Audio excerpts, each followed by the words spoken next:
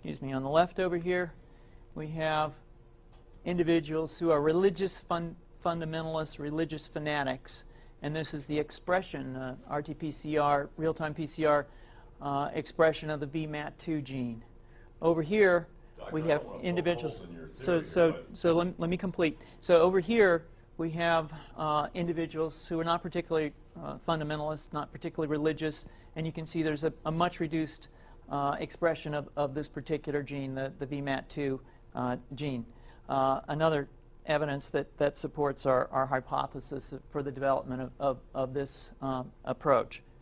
What you see here is by spreading this virus, we're going to eliminate individuals from donning on a bomb vest and going into a market and blowing up the market. So our hypothesis is that these are fanatical people, that they have overexpression of the VMAT2 gene, and that by vaccinating them against this, we'll eliminate this behavior. So we have some very, very remarkable data in this next slide. Here we have two brain scans. These are fMRIs. These are two different individuals with different levels of expression of VMAT2. On top is an individual who's a religious fanatic, an individual, and we've repeated this numerous times, that has high levels of VMAT2.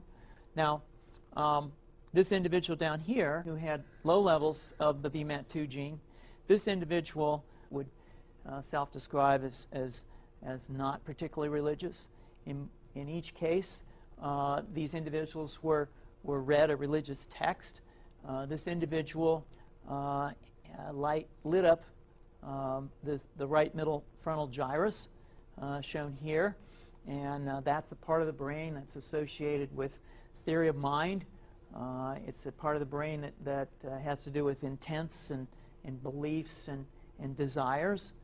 In contrast, in marked contrast, here's an individual who would not particularly self-describe as religious, and when they're read a religious text, what you see is that this part of the brain called the anterior insula lights up. This is a part of the brain that's associated with disgust or displeasure on hearing something.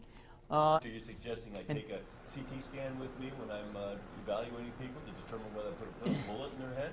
So the data that I'm presenting here supports the concept that we're proposing, and I think that we would not propose to do CT scans or fMRIs on individuals out in the hinterlands of Afghanistan.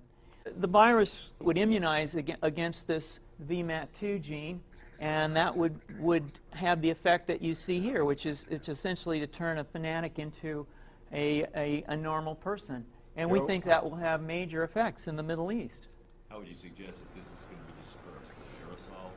Well, so the present plan and the tests that we've done so far have used respiratory viruses, such as flu or rhinoviruses, and we believe that that's a satisfactory way to get the exposure of the largest part of the population. Most of us, of course, have been exposed to both of those viruses, and we're quite confident that this will be a very successful approach.